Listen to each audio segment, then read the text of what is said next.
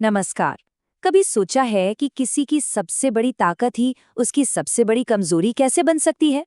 आज हम विष्णु पुराण से एक ऐसी ही बड़ी दिलचस्प कहानी को समझेंगे जो एक शक्तिशाली राजा, उसके घमंड और एक अदृश्य रक्षक के बारे में है। तो चलिए शुरू करते हैं। देखिए, हम अक्सर ये मान लेते हैं कि जो शक्तिशाली है उसे कोई हरा नहीं सकता। लेकिन सच तो ये है कि हर किसी की कोई ना कोई दुखती रग होती ही है, एक ऐसी कमजोरी जो उन्हें भी जमीन पर ला सकती है। और यही बात हमें याद दिलाती है कि कोई भी शक्ति कभी भी असीम नहीं होती। और हमारी कहानी का सबसे हैरान करने वाला पहलू भी यही है।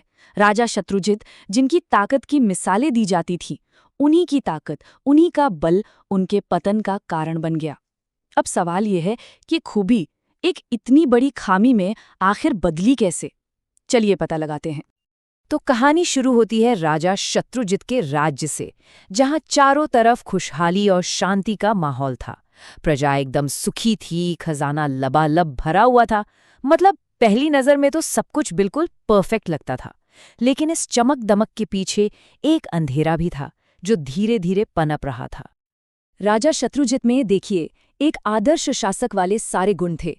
वो वीर थे, बुद्धिमान थे और उनका राज्य खूब फल फूल रहा था। वो भगवान विष्णु की पूजा भी करते थे। लेकिन उनके दिल में एक जहर धीरे धीरे फैल रहा था, और वो जहर था अहंकार का। उन्हें ये लगने लगा था कि उनकी सारी सफलता सिर्फ और सिर्फ उनकी अपनी काबिलियत का नतीजा है। पर फिर, जैसा कि अक्सर होता है, कहानी में एक ऐसा मोड़ आता है जहां राजा के इसी आत्मविश्वास की सबसे बड़ी परीक्षा होती है। जब किस्मत ने अपना पासा पलटा और प्रकृति ने अपना रौद्र रूप दिखाया, तो राजा की सारी ताकत और होशियारी बस धरी की धरी रह गई। और ये संकट भी कोई छोटा मोटा नहीं था, ये एक के बाद एक आया। पहले तो नदियां सूख गईं, सारी फसलें बर्बाद हो गईं। फिर पूरे राज्य में महामारी फैल गई, लोग मरने लगे। राजा ने देश के सबसे बड़े विद्वानों और वैद्यों को बुलाया, पर किसी के पास कोई जवाब नहीं था। ये पहली बार था जब राजा को महसूस हुआ कि कुछ चीजें वाकई इंसान के बस से बाहर होती हैं। और ठीक उसी वक्त जब राजा पूरी तरह निराश हो चुके थे, उनके दरबार में एक तेजस्वी ऋषि आए। और उन्होंने जो बात कही, उसने पूरे दरबार को हिलाकर रख दिया। उन्होंने कहा, हे राजन, ये मुसीबत प्रकृति की वजह से नहीं है, बल्कि ये भूले हुए धर्म का नतीजा है। ये एक सीधी सीधी चेतावनी थी, लेकिन राजा अपने अहंकार में उसे समझ ही नहीं पाए। राजा का जवाब उनके घमंड से भरा हुआ था। उन्होंने कहा, मैं अपनी प्रजा की रक्षा अपनी तलवार से करता हूँ, मुझे किसी देवता की मदद की क्या जरूरत? उन्हें अपनी ताकत पर इतना गुमान था कि वे ये देख ही नहीं पाए कि यह दरअसल एक परीक्षा थी, और यही उनकी सबसे बड़ी भूल साबित हुई। तो अब आता है कहानी का वो हिस्सा जहां राजा का ये सारा घमंड चकनाचूर हो जाता है। ये वो पल था जब उन्हें एहसास हुआ कि दुनिया में ऐसी भी ताकतें हैं जिनके सामने उनका पराक्रम कुछ भी नहीं। ये सिर्फ एक हार नहीं थी, ये एक बहुत बड़ी सीख की शुरुआत थी। सोचिए, एक तरफ थी राजा की विशाल सेना और उनका अटूट विश्वास कि वो ही जीतेंगे, और दूसरी तरफ हकीकत, हर मोर्चे पर हार, हर रणनीति नाकाम। राजा की जिस ताकत पर उन्हें सबसे ज्यादा नाज था, वो आज किसी काम की नहीं रह गई थी, पूरी तरह बेकार साबित हो रही थी। और यहीं पर राजा को पहली बार खोखली शक्ति का मतलब समझ में आया। उन्हें एहसास हुआ कि इंसान की अपनी ताकत और अकल तब तक किसी काम की नहीं जब तक उस पर दैवीय कृपा न हो। ये एक ऐसा सबक था जिसने उन्हें अंदर तक हिला कर रख दिया। और उसी पल जब सारे रास्ते बंद हो गए, राजा पहली बार सच में टूटे। उन्होंने अपना ताज और तलवार एक तरफ रखे और घुटनों पर बैठकर प्रार्थना की।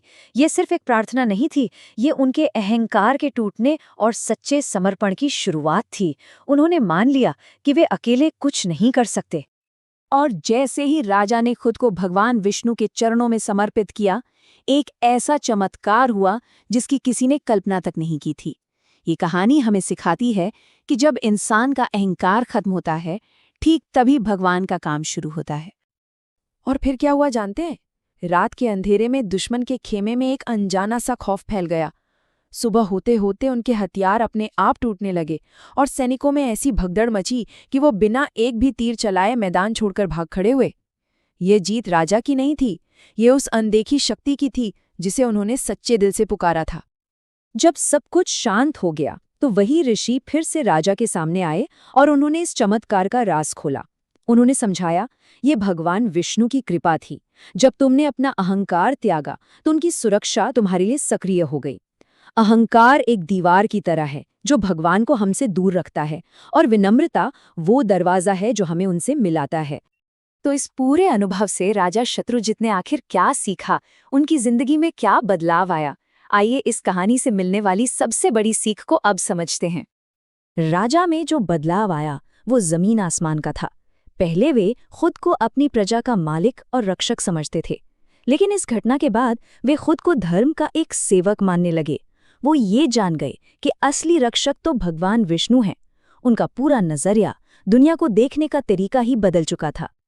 तो कुल मिलाकर ये कहानी हमें 3 बहुत गहरी बातें सिखाती हैं। पहली, हमारा अहंकार ही हमें ऊपर वाले की मदद से दूर रखता है। दूसरी, जब हम सच्चे मन से हार मान लेते हैं तो मदद ऐसी जगह से आती है जिसके बारे में हमने कभी सोचा भी नहीं होता। और तीसरी, परमात्मा अपना काम चुपचाप करता है, बिना किसी शोर शराबे के। तो आखिर में ये कहानी हमें सिखाती है कि असली ताकत हर चीज़ को अपनी मुट्ठी में रखने की कोशिश में नहीं है। असली ताकत तो ये जानने में है कि कब हार माननी है, कब चीज़ों को उस बड़ी शक्ति के हवाले कर देना है जो इस पूरे ब्रह्मांड को चला रही है। और अब मैं एक सवाल सबके लिए छोड़ के जा रहा हूँ। अपनी जिंदगी के बारे में सोचिए। ऐसी कौन सी जंग है जिसे आप जीतने की कोशिश कर रहे हैं? क्या पता शायद उसे जीतने का रास्ता लड़ने में नहीं बल्कि हार मानने में, यानी कि सरेंडर करने में छिपा हो। इस पर ज़रूर सोचिएगा। अगर आपको ये कहानी पसंद आई तो इसे लाइक और शेयर करें, और ऐसे ही ज्ञान से भरे विचारों के लिए हमारे चैनल को सब्सक्राइब करना ना भूलें। धन्यवाद।